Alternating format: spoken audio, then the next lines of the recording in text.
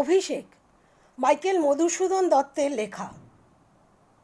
দেবী লক্ষ্মী ইন্দ্রজিতের ধাত্রী প্রভাসা রাক্ষসীর ছদ্মবেশে ইন্দ্রজিতের প্রমোদ উদ্যানে এসে বলেন তার প্রিয় ভাই বীরবাহু নিহত হয়েছেন বলে রাবণ রাজা যুদ্ধে যাওয়ার জন্য প্রস্তুতি নিচ্ছেন।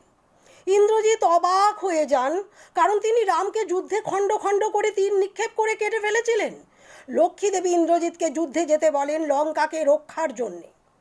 তখন ইন্দ্রজিৎ রণসাজে সজ্জিত হয়ে উঠলেন, যেমনভাবে মা দুর্গার পুত্র কার্তিক তারকাসুর বধের সময় সেজেছিল, কিংবা বিরাট রাজার পুত্র সহ গোধন রক্ষার জন্য অর্জুন যেমন নপুংসক বৃহন্নলার ছদ্মবেশ ধরে সেজেছিলেন।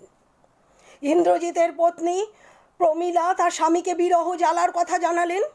ইন্দ্রজিৎ তাকে আশ্বাস দিলেন শীঘ্রই রামকে বিনাশ করে সে ফিরে আসবে। মেঘনাদের বিশাল রথ মৈনাক পর্বতের মতো সোনার পাখা বিস্তার করে উড়ে চলল। ধনুকের টঙ্কারের গরুরের গর্জনের মতো আকাশে বেজে উঠল। লঙ্কার সমুদ্র কেঁপে উঠল। মেঘনাদকে দেখে রাক্ষস সৈন্যদল চেঁচিয়ে উঠল। রাবণকে প্রণাম করে মেঘনাদ বলল রামকে অগ্নিবাণে ভস্ম করে দেবে, নয়তো রাবণের পায়ের কাছে রামকে বেঁধে সে নিয়ে আসবে। রাবণ পুত্রের মাথায় চুম্বন করে বললেন এই যুদ্ধে তাকে পাঠাতে মন চাইছে না তার, কারণ বিধাতা তার প্রতি বিরূপ হয়েছেন।